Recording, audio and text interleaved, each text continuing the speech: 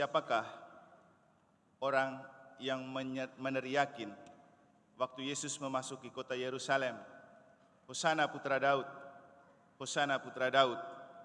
Dan siapa jugalah yang 5 hari kemudian berteriak, salibkanlah dia, salibkanlah dia. Itu adalah PR yang saya berikan kepada kita semua untuk melanjutkan permenungan dalam pekan suci pada waktu kita merayakan Minggu Palma. Apakah ada yang sudah menemukan jawaban?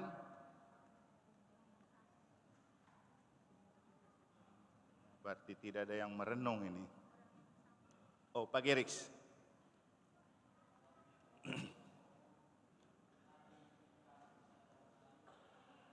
Boleh di sini saja biar didengar.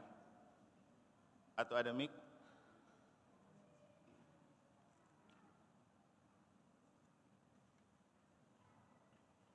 Ya, silakan.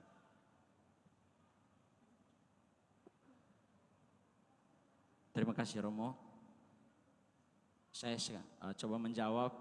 Tadi ketika selesai jalan salib, sebenarnya secara tidak langsung Romo sudah memberikan jawabannya kepada kami. Dan kalau yang ikut jalan salib tablo tadi sadar, jawabannya ada di sana. Dan Romo mengatakan seperti ini tadi. Jadi ketika orang bersorak-sorai di Minggu Palem itu adalah orang yang mencintai Yesus karena kemuliaannya, dia sebagai raja. Dan orang sungguh atau benar-benar mencintai Yesus. Sedangkan ketika Jumat Agung, yang bersorak-sorai untuk menyalibkan dia adalah orang yang dibayar oleh pemuka-pemuka agama, orang-orang Farisi. Kurang lebih seperti itu jawabannya.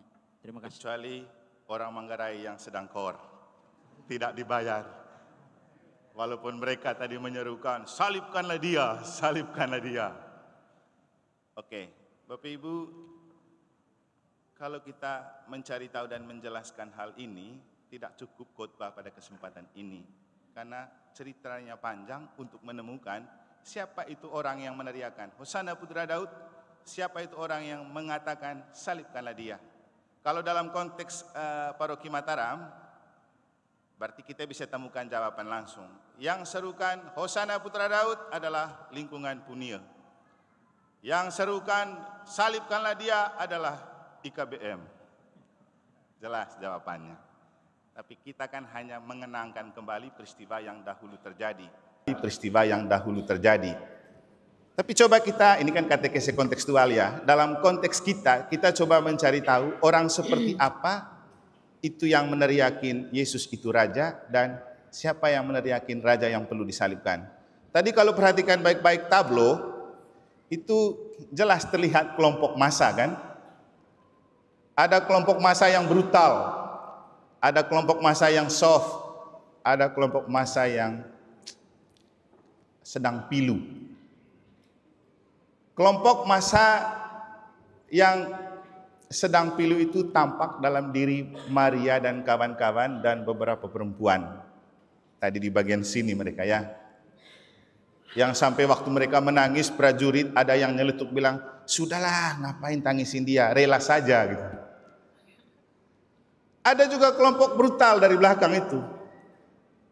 Yang jauh dari Yesus pun tetap mereka teriak, salibkanlah dia, kami tidak punya raja seperti itu.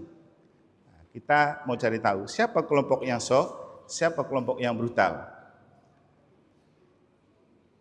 Mereka ini semua bernama orang Yahudi. Baik yang soft maupun yang brutal. Mungkin kalau ada koneknya dengan khotbah yang pernah saya sampaikan beberapa saat lalu, kita klasifikasikan begini saja. Ada para lovers, ada para haters. Kelompok lovers itulah yang betul mencintai Yesus seperti kata Pak Gerix, yang dalam kondisi apapun mereka tetap komitmen untuk menjadikan Yesus sebagai Tuhan. Sedangkan kelompok haters adalah kelompok yang sudah sejak Yesus muncul ke publik, mereka itu tidak suka. Dan provokator atau dalang dari kelompok haters adalah ahli Taurat, orang Farisi, dan imam-imam kepala. Coba kamu lihat tadi imam-imam kepala itu dengan jenggot-jenggot dan ada sarban semua itu. Paling banyak ngomel dan protes waktu Pilatus mengadili Yesus. Di manakah ahli Taurat dan orang Farisi? Mereka kan backing orang yang punya uang, yang bayar Yudas, yang bayar demonstran. Jadi yang teriak-teriak itu Bapak Ibu, orang yang susah cari makan seperti kita, yang sering dipakai untuk demo itu kalau sudah dikasih nasi bungkus pasti mau. Yang penting teriak sampai di sana, habis itu dikasih makan. Dia tidak peduli mereka demo benar atau tidak kan. Itulah kelompok orang yang teriakin salibkanlah dia. Kalau di Yahudi, orang Yahudi itu dibagi dalam dua kelompok lagi. Ada yang namanya kerajaan utara, kerajaan selatan. Kerajaan utara itu disebut dengan orang seperti orang Samaria. Kerajaan selatan itu orang kota Yerusalem. Jadi mereka itu orang kota. Orang kerajaan utara itu orang kampung. Dan orang di Yerusalem karena orang kota selalu menganggap remeh orang di bagian utara, dianggap terbelakang, tidak sekolah, bodoh, miskin. Hal yang kemudian membuat Yesus mengangkat harkat dan martabat mereka ketika Yesus menyampaikan perumpamaan tentang seorang Samaria yang baik hati. Yesus mau menunjukkan kamu bangga diri paling baik, paling hebat, paling suci, paling kudus. Yang baik hati itu ada di Samaria, bukan ada di Yerusalem. Mungkin konteksnya begini. Kita orang Mataram karena di pusat kota menganggap lebih hebat dari mereka di Donggo, mereka di Bima, mereka di Sumbawa, mereka di mana-mana di luar kota. Kita kan di kota 0 km. Hal yang kemudian membuat kita agak angkuh dan sombong-sombong sedikit ya. Merasa paling pintar jadi Katolik, paling hebat imannya, paling suci, paling berdoa, apalagi di Mataram paling banyak orang bisa ikut harian pagi. Tapi kalau sore tidak ikut lagi. Mereka hanya nyaman yang pagi saja, yang sore tidak nyaman. Karena Tuhannya beda kali ya. Jadi keangkuhan itu membuat kaum elit, itu rata-rata kaum elit itu. Kelompok yang menjadi backing. Elitnya apa? Jabatan tinggi, popularitas tinggi, kaya juga. Orang di kota kan. Dan mereka adalah kelompok yang ada di zona nyaman. Ketika Yesus datang, mereka ketar-ketir semua. Kenapa? Dengan Yesus datang, popularitas mereka redup. Orang mengalihkan perhatian pada Yesus. Maka ketika Yesus sukses membangkitkan Lazarus, mereka tambah panas. Kenapa? Belum lagi takut kepada pemerintah Roma. Kalau pemerintah Roma marah mereka, kamu kok bisa biarkan orang itu hidup? Itulah alasan Yesus ini disalibkan. Lebih pada sebuah konspirasi karena pertaruhan gengsi. Tadi dalam refleksi terakhir di tablo, saya memberikan nama kaum militansi cinta dan militansi benci. Kaum militansi cinta, militansi benci itu menghalalkan segala cara untuk mereka meluapkan kebencian mereka kepada Yesus. Yang penting cepat kasih mati ini orang. Dan mereka tidak tanggung-tanggung, kan orang punya uang. Bayar Yudas, iya. Bayar masa untuk demo bilang salibkanlah dia, iya. Apa yang kurang untuk orang yang beruang? Dia bisa atur. Kami pastor pun kalau orang beruang bisa atur pastor kan. Kecuali Romo Eman, biar kau kaya tidak akan pernah bisa kau atur. Jadi begitu. Mereka itu atur skenario. Dan mereka ini adalah kelompok yang menyerukan salibkanlah dia. Apakah orang yang menyerukan Yesus itu Hosana Putra Daud masuk di sana? Ada dua kemungkinan. Pertama, bisa jadi ada yang ikut karena dia diiming-imingi dengan bayaran kan. Bisa saja. Tapi bisa juga orang lain yang tidak ikut pada waktu meneriakin Yesus itu Putra Daud. Karena orang-orang yang meneriakin Yesus Putra Daud adalah kelompok lovers yang sudah pernah merasakan. Dia buta dibuat Yesus melihat. Dia lumpuh dibuat Yesus berjalan. Termasuk Lazarus mereka mati dia bangkitkan. Mereka lapar dia kasih makan.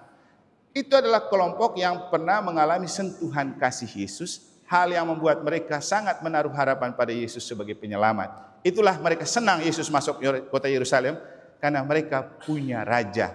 Raja yang akan bisa melawan orang-orang elit di Yerusalem. Makanya ini istilahnya kaum kusam, grassroots, kelompok kelas bawah yang merasa senang Yesus jadi raja karena Yesus ini saja yang membuat kaum elit itu bungkam. Itu alasannya.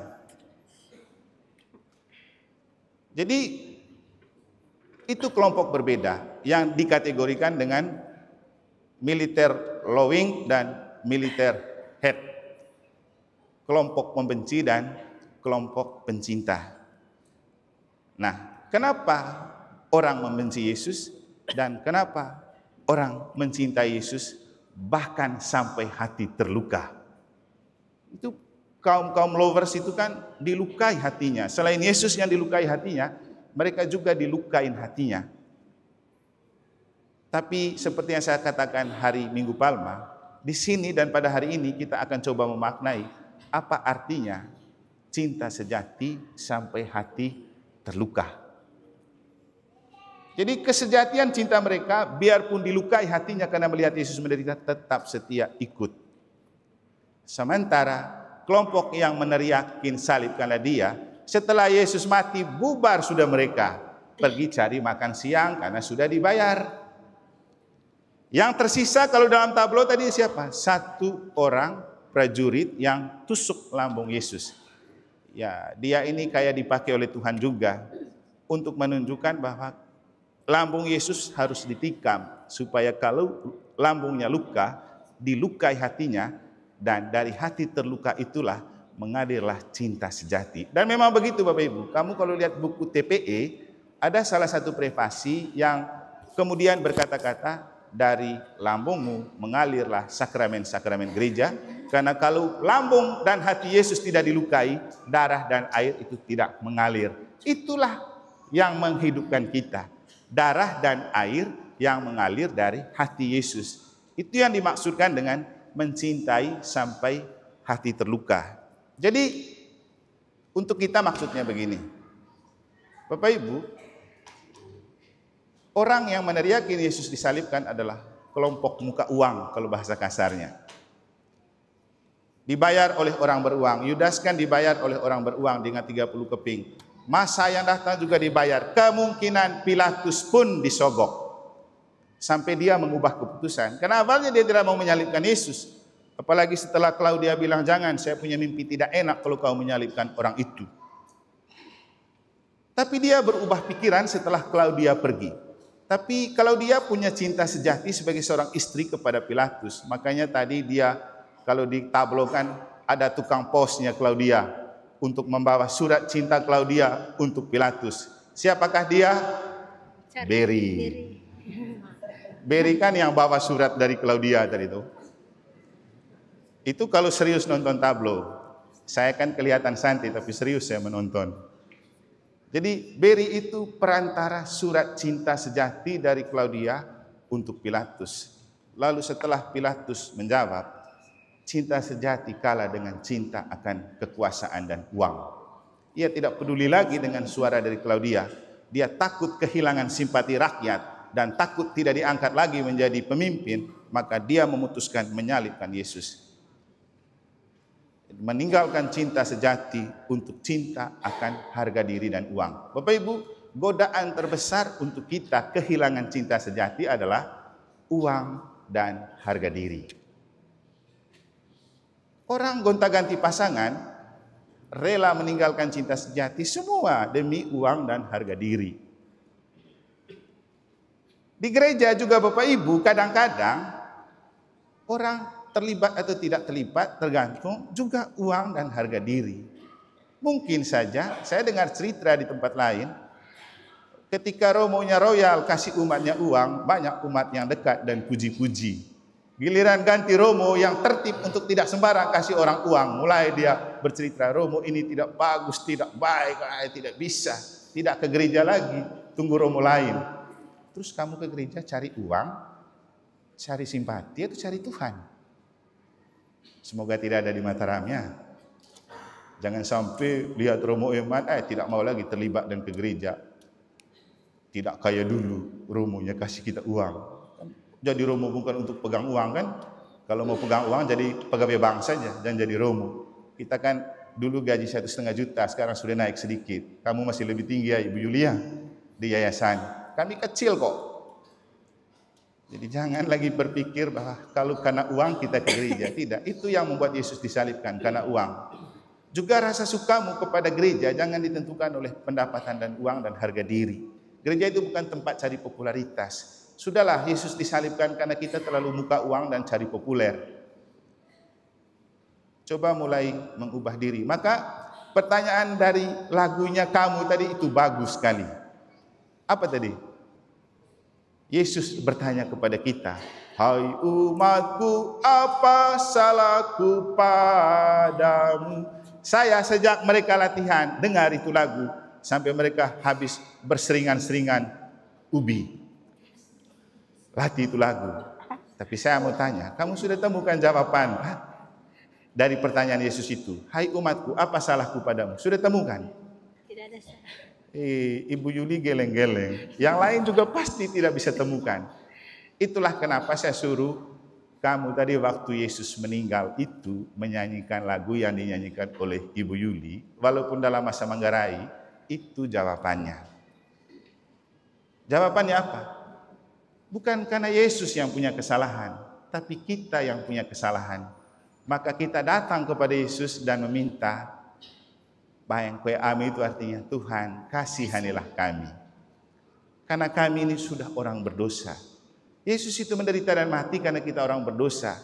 Maka tidak perlu lagi kita meminta Tuhan bertanya, sudah tahu dirilah kita berdosa, makanya kita datang kepada Tuhan.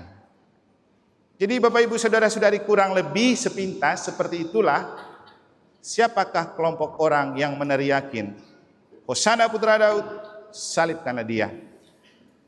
Nanti di kata kese baru dilanjutkan. Pertanyaan yang kedua kemarin itu apa? Di manakah para rasul waktu Yesus menderita? Termasuk tadi malam. Yang ikut misalnya saya kan sudah saya bilang kalau saya punya khotbah itu cerita bersambung. Tadi malam dan yang mendengar khotbah semalam pasti menemukan judul khotbahnya.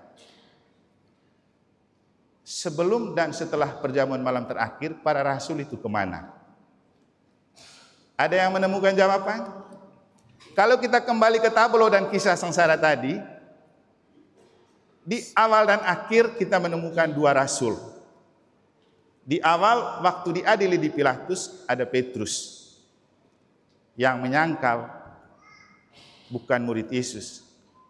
Sebenarnya Bapak Ibu, bukan sebenarnya sih, menurut adat budaya Yahudi, Petrus kan sudah pernah berjanji, Guru, sesekali saya tidak akan meninggalkan engkau dan kemanapun engkau pergi, aku akan selalu ikut. Yesus bilang apa? Petrus, sebelum ayam berkokok 3 kali, engkau akan menyangkal aku.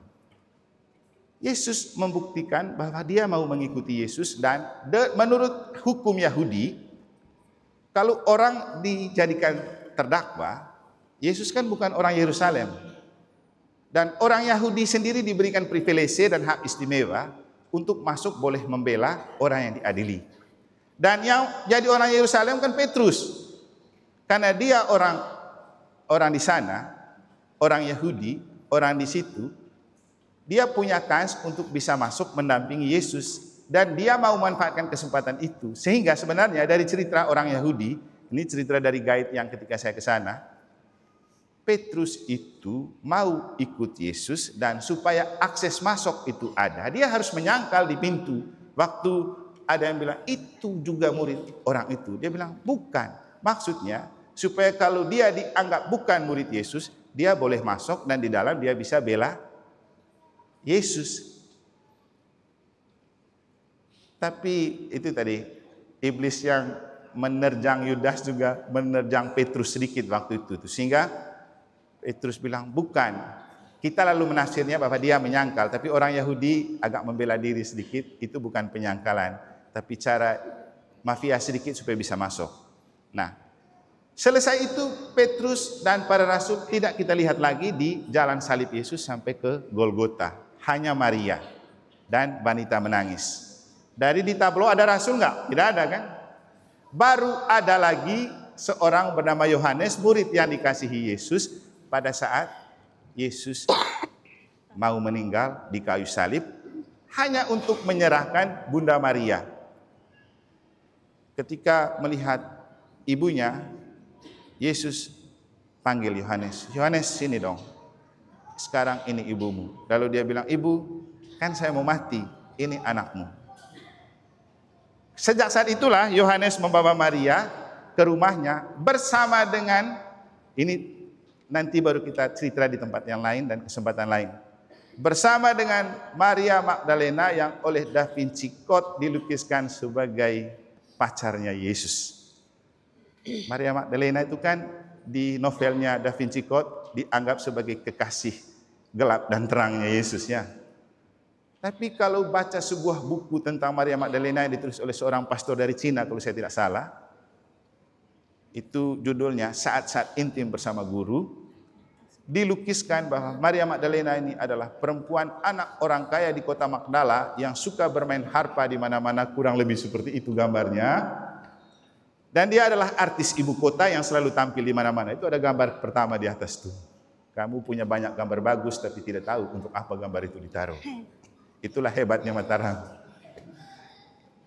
Jadi dia itu punya penyakit yang tidak bisa disembuhkan oleh uang dan oleh dokter spesialis, yaitu kerasukan 7 roh jahat. Hanya Yesus yang bisa menyembuhkan dia. Hal yang kemudian membuat dia menjadikan Yesus sebagai cinta terakhir. Tapi dia punya cinta pertama itu murid yang dikasihi Yesus. Jadi seperti cinta segitiga.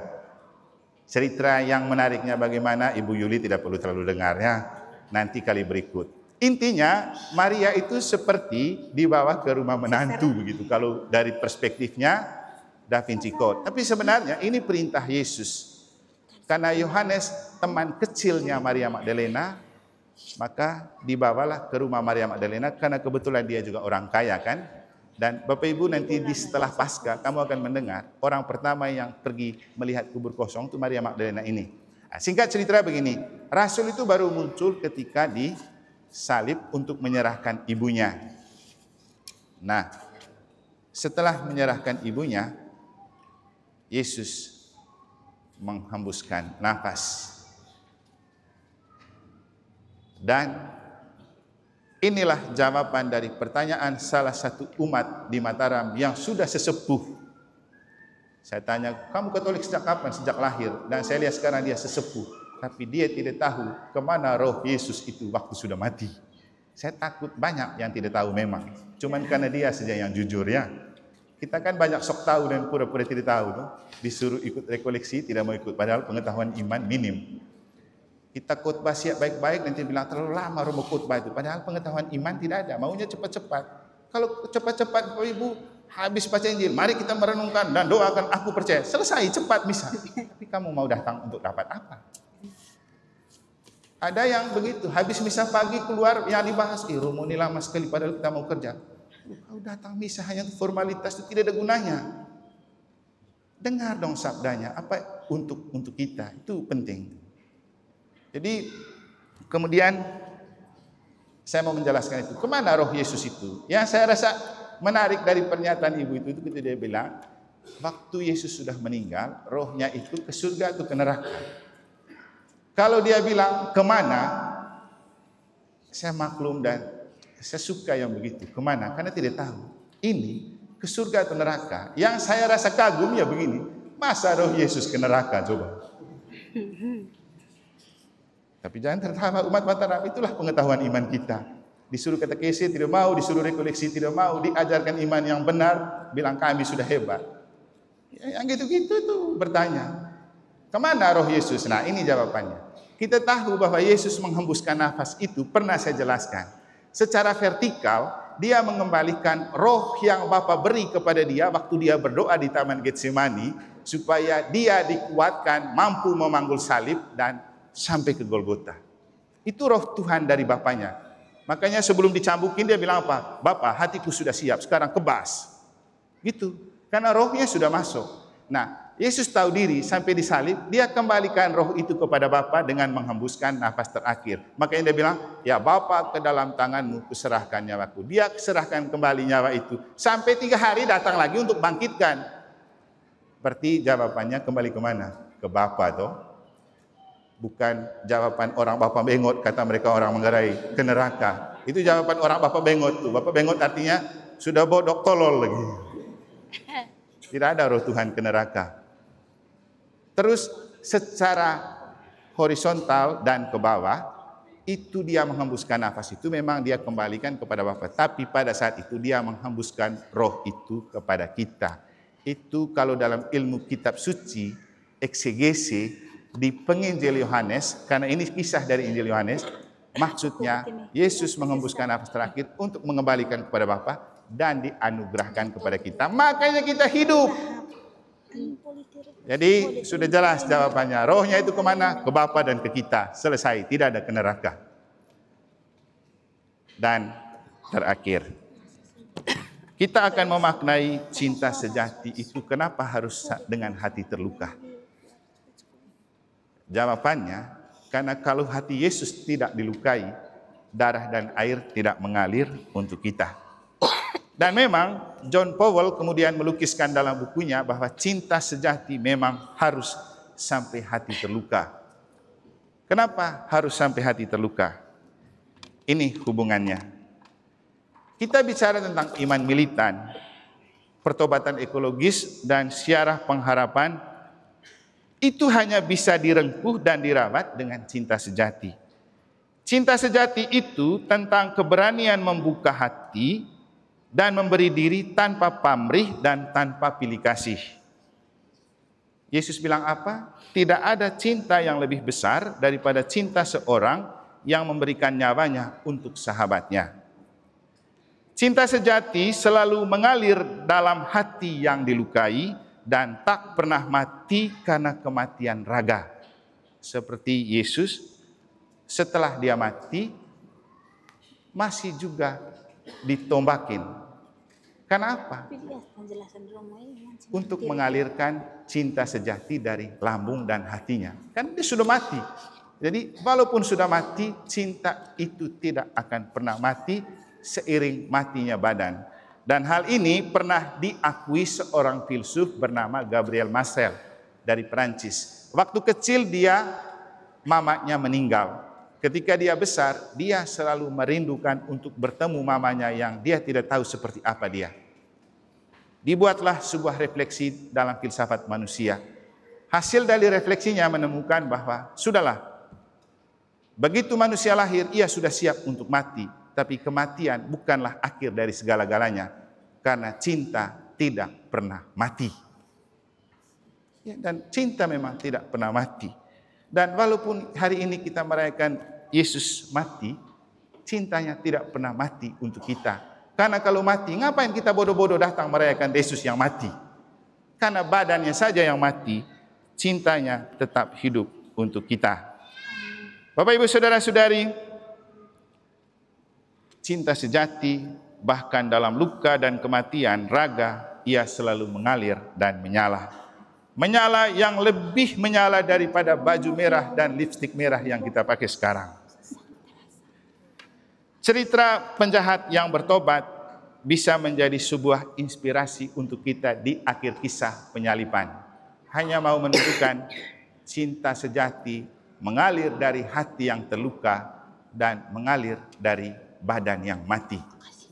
Di tablo atau di kisah tadi kita menemukan satu orang penjahat yang mengakui dan bertobat di atas salib. Ketika dia mengatakan, dia tegur temannya yang omong tentang Yesus. Dia bilang, teman, gak usahlah omong sembarang kayak gitu. Dia ini tidak seperti kita. Kita memang penjahat. Tapi dia ini tidak melakukan kejahatan seperti kita, tapi dia disalibkan bersama kita. Lalu dia bilang apa? Yesus, jangan lupa, ingatlah aku apabila engkau datang sebagai raja.